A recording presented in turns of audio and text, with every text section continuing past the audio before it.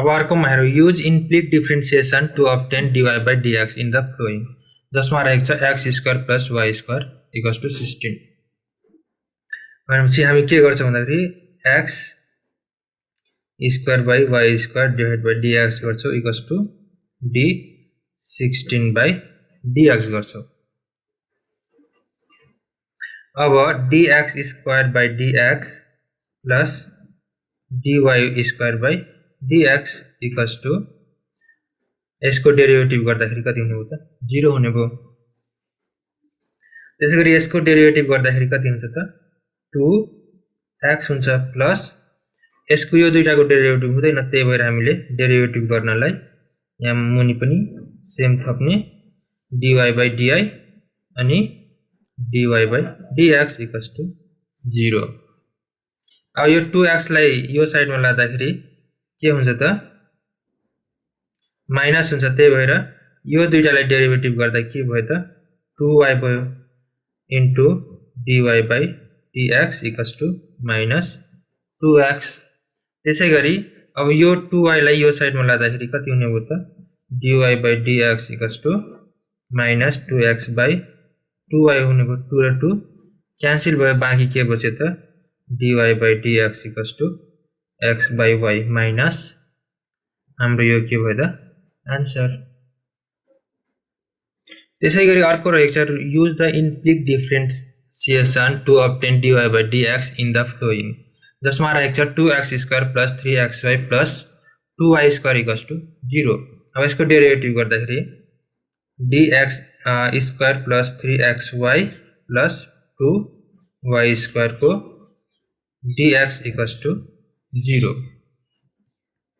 अब dx square by dx plus 3 constant भएको कारणले यसलाई म अगाडि लेख्दिए dxy divide by dx plus 2 constant भएको कारणले यसलाई म अगाडि लेख्दिए dy square by dx equals to 0 त्यसैगरी यसको डेरिभेटिभ गर्दाखेरि के हुने भयो त यहाँ 0 भएको कारणले d0 by dx त 0 नै हुन्छ त्यही भएर 0 लेखेको यसको डेरिभेटिभ गर्दाखेरि के हुन्छ त 2x हुन्छ प्लस यो दुईटा के मात्र त x इन्टु y छ भनेपछि हामीले प्रोडक्ट रुल एप्लाई गर्नुपर्छ प्रोडक्ट रुल हाम्रो के थियो त x dy by dx plus y dx by dx यस्तो हुन्छ प्लस 2 अब यसको बेसमा x छ हामीले y बनाउनु पर्ने हुन्छ dy into dy by dx equals to 0 अब यो 2x जुन छ 2x लाई हामी राइट साइडमा ल्याउँछौँ लग्छौँ जसमा बाँकी यहाँ रहन्छ 3x dy by dx plus dx dx भनेपछि कति हुने भयो त into 1 plus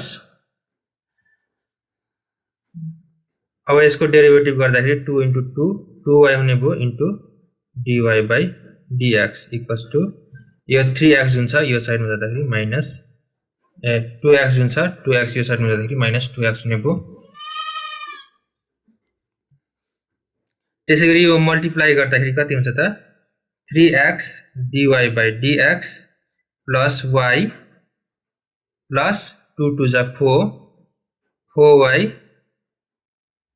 dy by dx equals to minus 2x त्यसैगरी यो प्लस y जुन छ यो साइडमा लाँदाखेरि माइनस y हुन्छ हामी के गर्छौँ भने 3x dy by dx plus 4y dy by dx गर्छौँ इक्वल्स टु माइनस 2x यो प्लस y जुन छ यो राइट साइडमा लाँदाखेरि माइनस y यो दुईटामा कमन के आउँछ त dy by dx सेम छ त्यही भएर कमन आउँछ बाँकी के बच्यो त 3x प्लस 4y बाँकी बच्यो इक्वल्स टु यसमा पनि माइनस कमन लिँदाखेरि के हुन्छ त 2x प्लस y हुन जान्छ अब त्यसैगरी यो मल्टिप्लाई फर्ममा छ राइट साइड जाँदाखेरि के हुन्छ त डिभाइड फर्ममा हुन्छ dy by dx equals to minus 2x plus 1 divide by 3x plus 4y हाम्रो के हो त आन्सर